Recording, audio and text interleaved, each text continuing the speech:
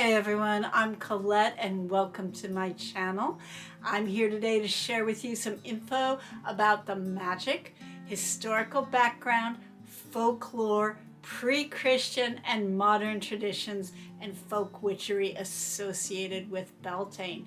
Let me know in the comments if you enjoy getting more of this kind of deeper background information to help enhance and deepen your practice. I hope you enjoy this video. All right, let's go. Beltane is the season of fertility, sexuality, purification, blessing the land, and letting go of the remnants of winter. And before Christianity and invasion, most of Europe passed down their magical practices through oral tradition. So almost the entirety of what we know about pre-Christian practices came either from Christian monks or invaders like the Romans, which they may or may not have had an agenda when they wrote these things down.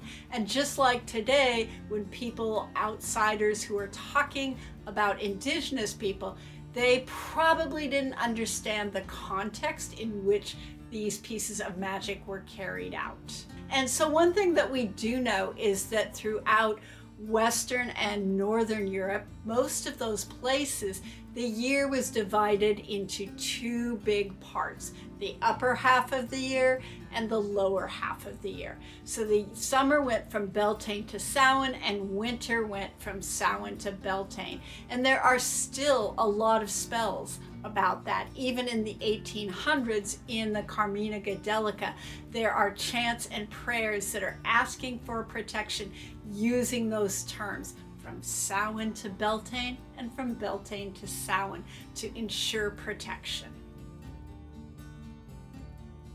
In Celtic tradition, Beltane is the name for Mayday, and it was associated with the god Bel or Belinos. He was the god of fire and light. The Romans sort of equated him with Apollo, and the Celtic name Beltane actually translates roughly as Bel's fire or Bel's light.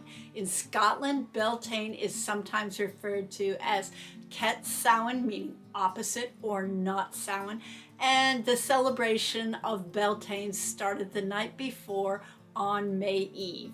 In Germanic areas, it's known as well Purges Night. In some Dutch and Germanic areas, May Eve was also called Hexennacht or Witches' Night, and that's because, like Samhain, Beltane was a time when the veils between the world were thin and spirits, and possibly unfriendly ones or unfriendly or dangerous witches, walked the earth, and you needed to be careful and protected. The English word for the month of May and May Day itself came from the Greco-Roman goddess Maia, who was one of the seven sisters of the Pleiades star cluster. In Scotland and in other nearby areas, the Pleiades star cluster rises just before dawn during the Beltane season. And the Anglo-Saxon Christian historian, the Venerable Bede, who wasn't always very accurate, did call it Thre Milkum Onat, which means and translates as three milkings. Sorry if I butchered that. Anglo-Saxon isn't my first language. In Germany, in more recent times, witch covens would gather at the Brocken in the Harz Mountains to worship the horned god. And supposedly at the top of the hill where they worshipped are the remains of a prehistoric sacred altar and a sacred spring. May Eve was often celebrated by people going out into the woods to gather greenery for the holiday, much the same way that we gather greenery for Christmas, Yule, winter solstice. And in the 1500s, a Puritan wrote that this holiday was just an excuse for young people to go out, stay out in the woods all night and have sex, and none of them returned as virgins hardly. Not in those words exactly, of course, but in Celtic lands, it was a time at May Day to engage in what people called greenwood weddings that lasted for the summer or for a year and a day. And sometimes those summer marriages were becoming permanent or celebrated as permanent at the harvest fall equinox festivals. For modern witches, Mayday is a good time to enter into temporary contracts or a temporary hand fasting, or to do divination about contracts that you are thinking about getting involved in, or any kind of permanent or semi-permanent commitment that you're considering making. Around this season, milk and eggs started becoming abundant again after a winter without them. And as late as the 1800s, women would dance the maypole with buckets of milk on their head. And today, it's a really good time to make offerings to the land of milk.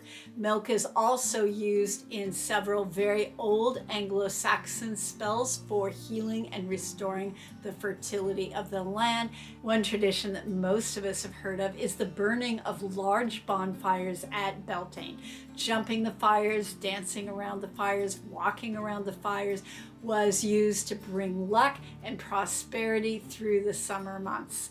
People also used to drive cattle through the smoke or between two bonfires to purify them for the summer months. Today, we often burn herbs for clearing, and people used to also, of course, throw herbs on the bonfires or in their home hearths, but the smoke itself was probably considered even more important for the cleansing aspect. Physically, smoke got rid of vermin on people and animals and in houses, and at least it kept it manageable maybe. And so it made sense to people that if smoke got rid of vermin, it would probably help clear off of you ill luck, bad luck, and health problems as well. So for modern witches, it's a good time of year to do a very thorough smoke cleansing of yourself, your home, and your altars, and any of your tools.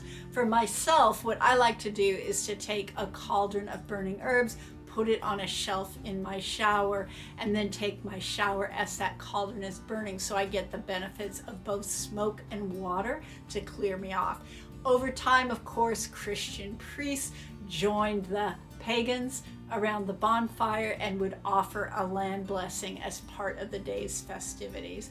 For Beltane, people would also gather a large branch or a small top of a hawthorn tree and place it outside, not inside, their doors or windows, and then decorate it with ribbons and flowers. And this year I'm actually going to see if I have time to clip a small branch off of my hawthorn and make a decorated branch and hang it over my doorway. Greeting the sunrise on Mayday brought good luck, and women especially were encouraged to wash their face with the dew for beauty.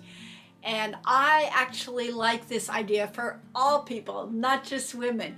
Greet the dawn, wash your face with that fresh dew on May morning, and offer a little appreciation for your survival through the winter, and ask for the blessing of the summer season and good fortune over the summer months. In some places, people invoked and honored the green god of the forest, or the green man, or some version of the horned god.